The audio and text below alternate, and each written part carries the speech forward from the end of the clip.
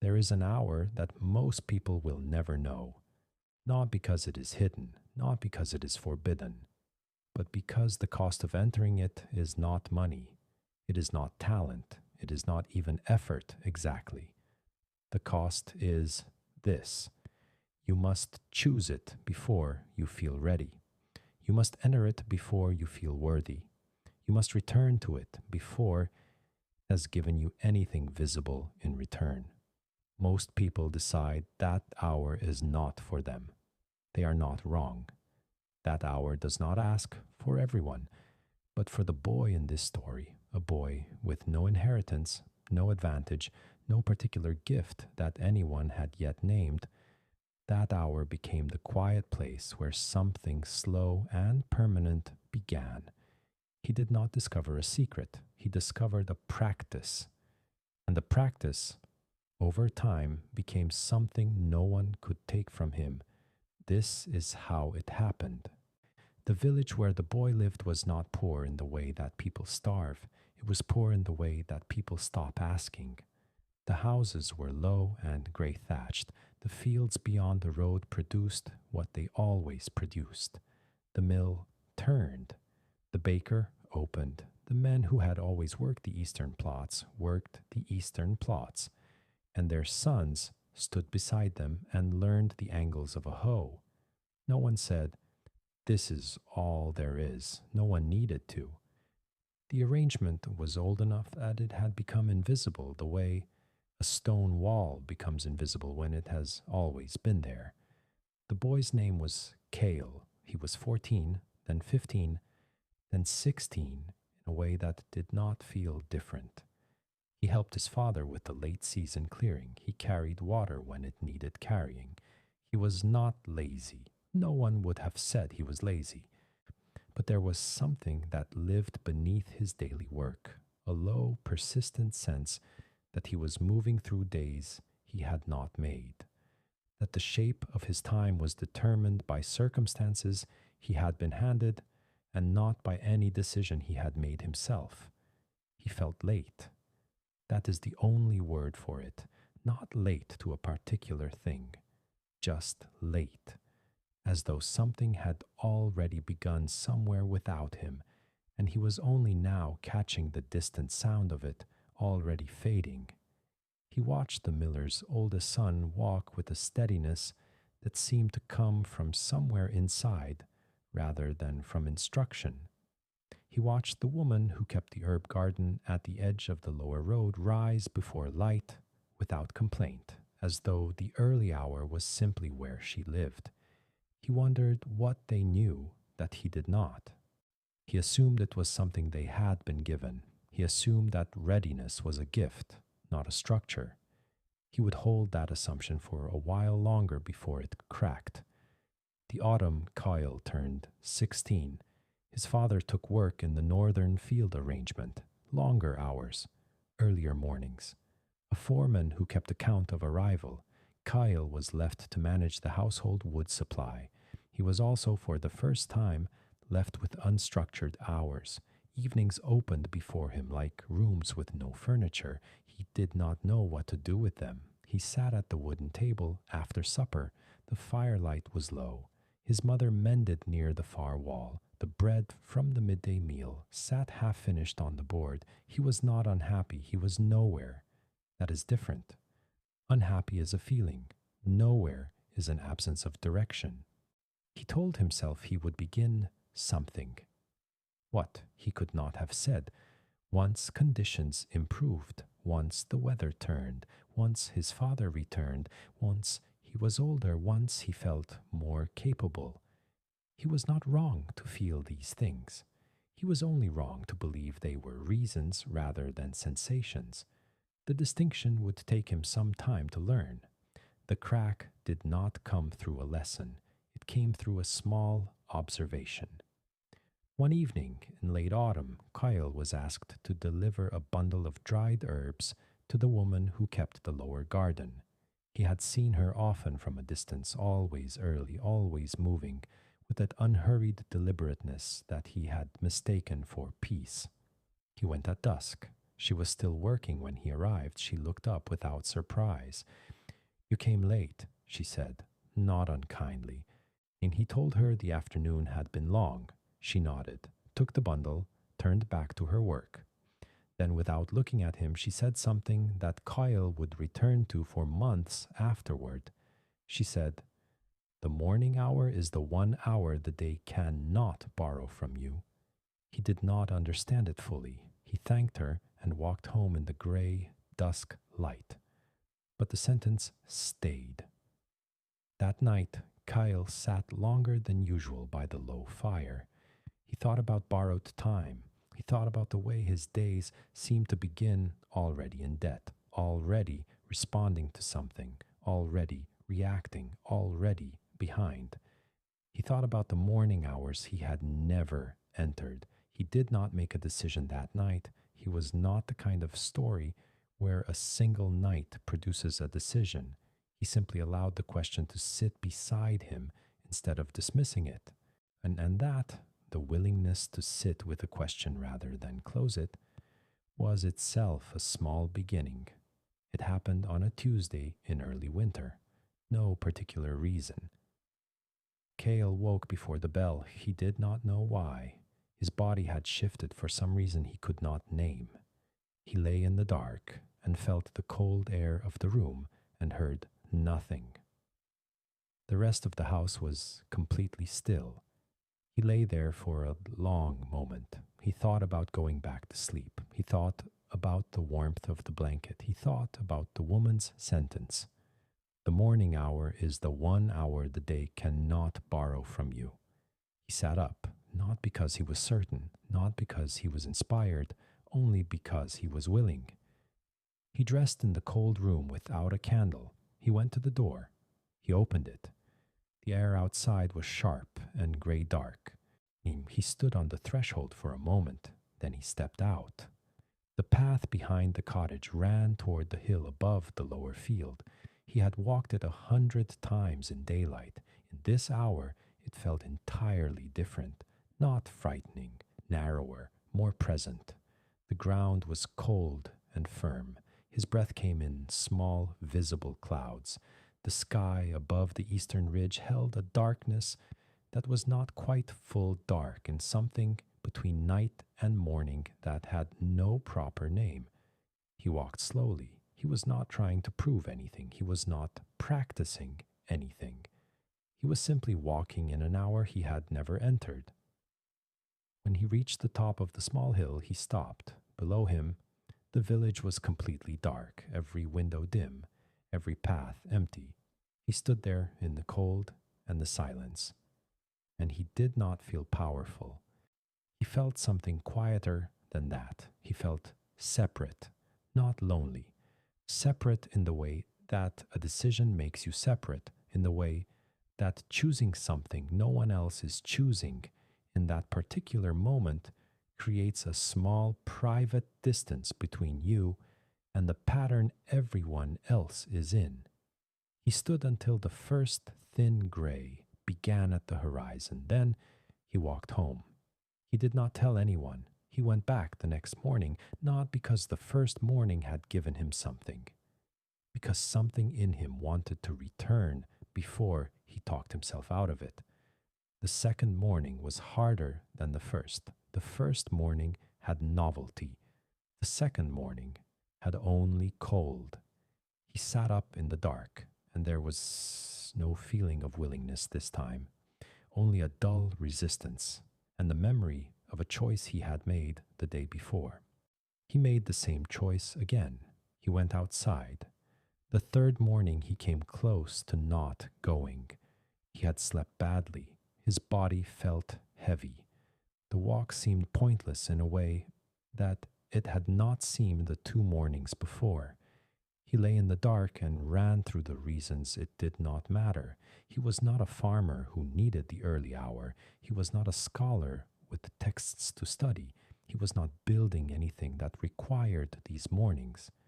And yet, he could not shake the feeling that if he stopped now, on the third morning, before the habit had any weight at all, he would be confirming something about himself that He did not want confirmed, not that he was weak, that he had no loyalty to his own choices. He got up, he went.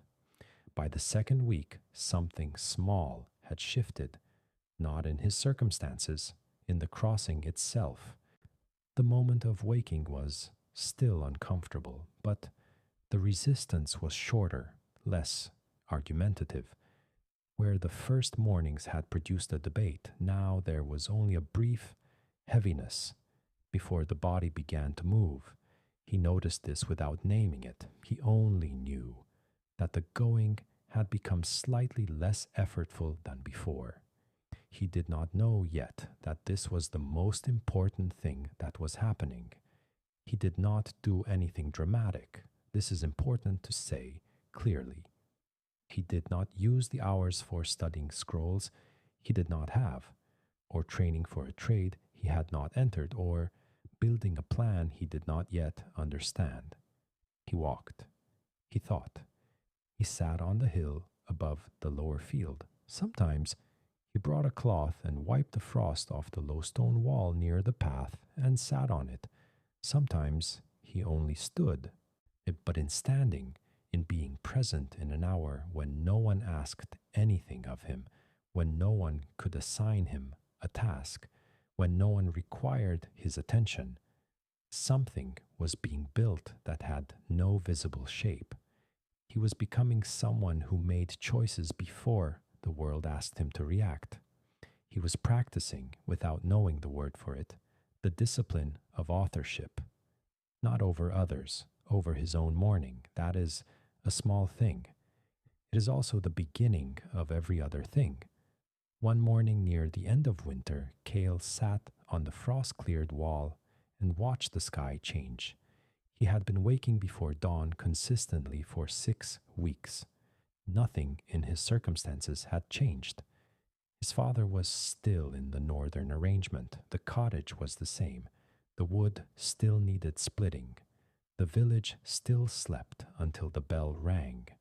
But Cael himself felt different in a way he could not name to anyone, more settled in his own presence, less late, as if the hour he had chosen for 6 weeks had slowly become evidence, not proof of worth, but evidence of a pattern he was now inside, rather than waiting to enter.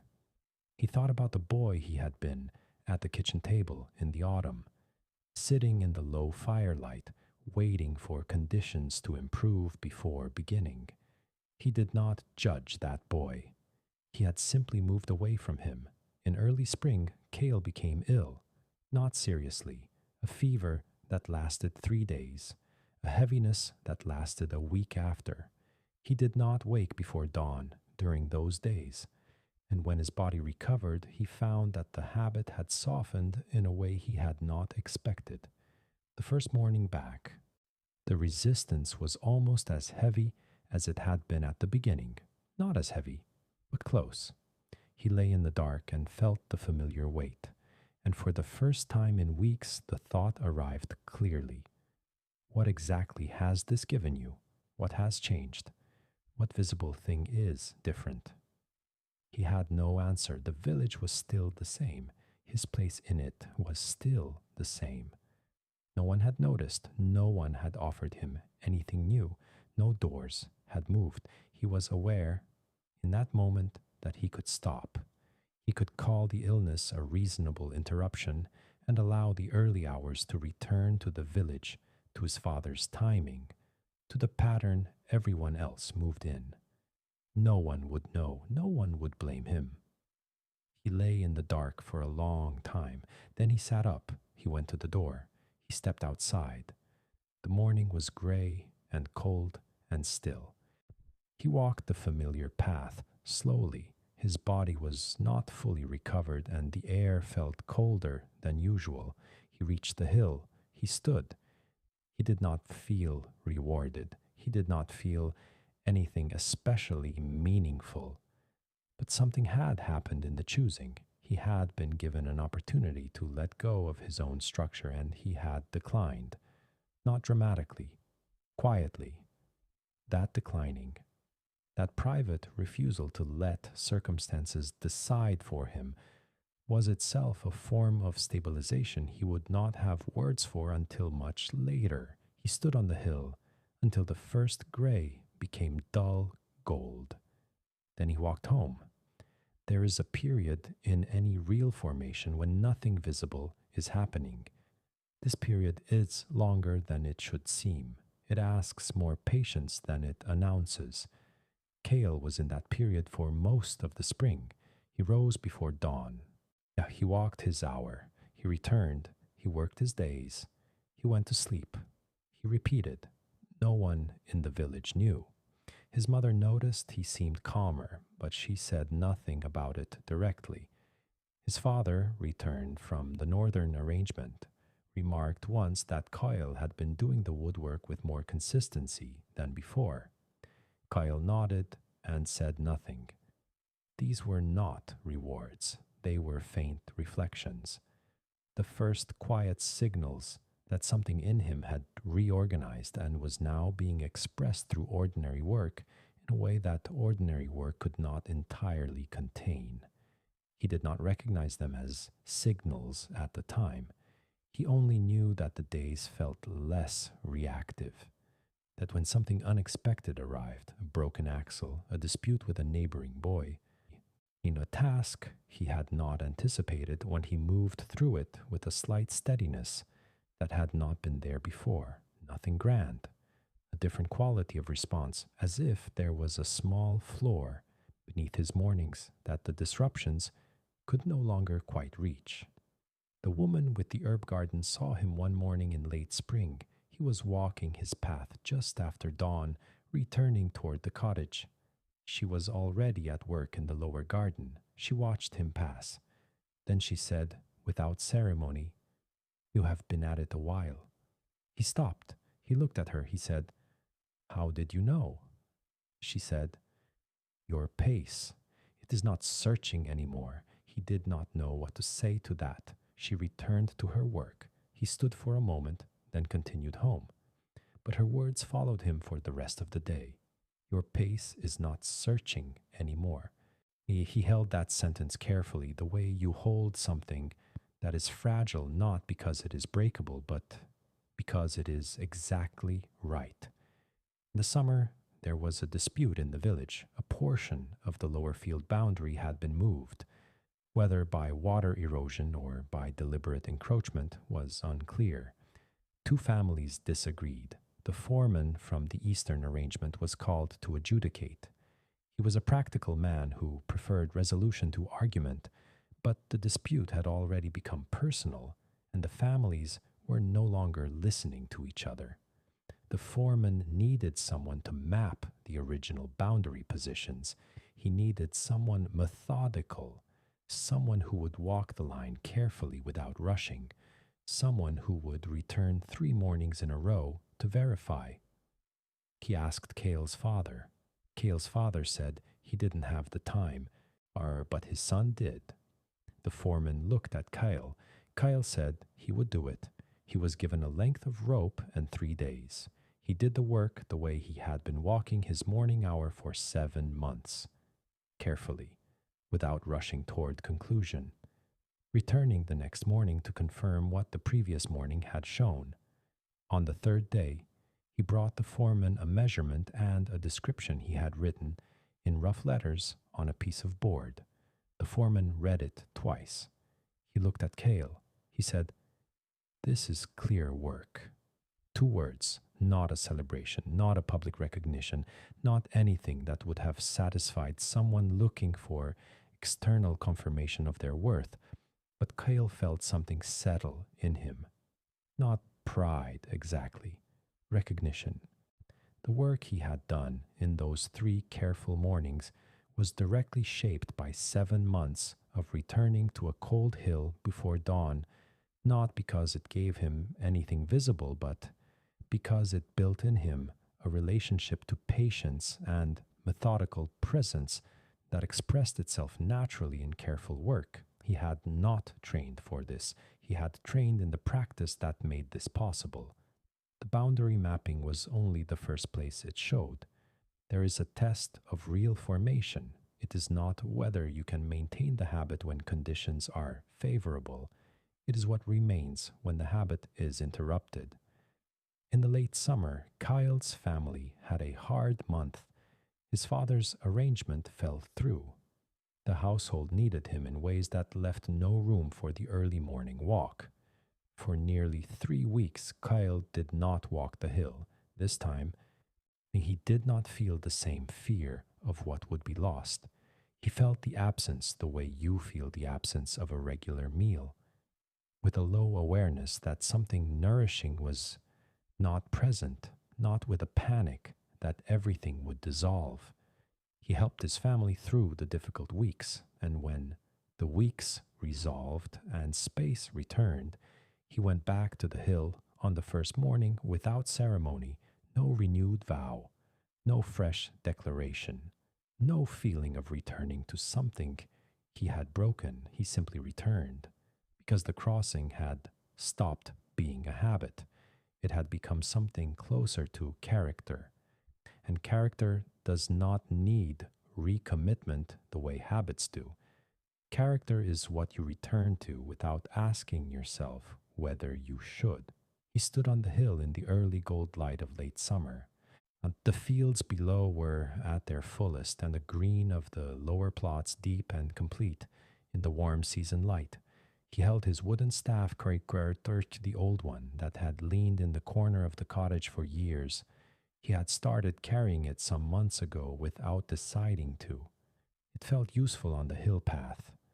That was the only reason. He did not think of himself as different from the boy who had sat at the kitchen table in the autumn of the previous year. He was not a different person. He was the same person with a different relationship to his own mornings. And that difference, quiet, invisible, unheroic, unremarked by anyone around him, had rearranged something in his days that no circumstance had touched, because it had been built in the hours before any circumstance could reach him. The light came up fully. He stood in it. He did not need it to mean anything more than it meant. It was a morning. He had chosen to be in it. That was enough. Cael was 17 when the foreman offered him a small permanent role in the boundary management of the Eastern arrangement. It was not a large thing. It was not a thing that changed the shape of his life overnight. But it was a responsibility offered not because of his father's name or his family's history in the village, but because of the quality of the work he had done in those 3 careful days. A quality that had its roots not in talent, but in a practice he had never told anyone about. He accepted. He walked home in the early evening light. He sat at the same wooden table where he had sat the previous autumn waiting for conditions to improve. The table was the same. The cottage was the same. The firelight was the same. He was not the same, not in any way that anyone could see clearly, only in the way that the staff was not the same when it stood balanced in the earth at sunrise, not changed in itself, but held differently. He thought about what had actually happened. He had not been given anything he was not given before. He had not been rescued or noticed or discovered. He had simply entered an hour than every day, in the dark, in the cold, without witness, and returned to it consistently enough that it became the ground beneath all his other hours. He had chosen structure before his circumstances gave him reason to, and slowly his circumstances had reorganized around that structure, not dramatically, not the way stories usually tell it, in the quiet way that a field, tended consistently over seasons, eventually produces something that the untended field beside it does not. He had not risen, he had aligned. That evening, his father asked him how the new arrangement felt. Cael said it felt right. His father nodded and did not ask more. His mother said nothing but looked at him a moment longer than usual. Cael went to sleep at the normal hour. He would wake before dawn, not to prove anything, not to move ahead of anyone, not because the morning held a reward, because dawn was where he belonged now, because identity, formed over enough mornings that no one watches, eventually becomes the only story you're able to tell about yourself with complete honesty. He closed his eyes. The night was quiet. Tomorrow's hour waited exactly where it had always been. The boy did not discover a secret. He discovered a consistency. And consistency, he was practiced in private over long enough time, in an hour that asks nothing and promises nothing. That is not the same as discipline. It is something quieter. It is authorship, the authorship of your own ordinary hours. And when you have been writing that story long enough, when you have returned enough times to the cold path before dawn, when you have chosen enough times to sit up before you felt ready, something shifts, not in what you have, in what you are. And what you are is not a story about a triumph. It is something more durable than that. It is the person standing on the hill in the early gold light, staff balanced without strain, not arriving at something, simply being, finally, fully present in the life they chose. Identity is formed in hours no one watches. This story is part of the long form series, The Hours Before the World.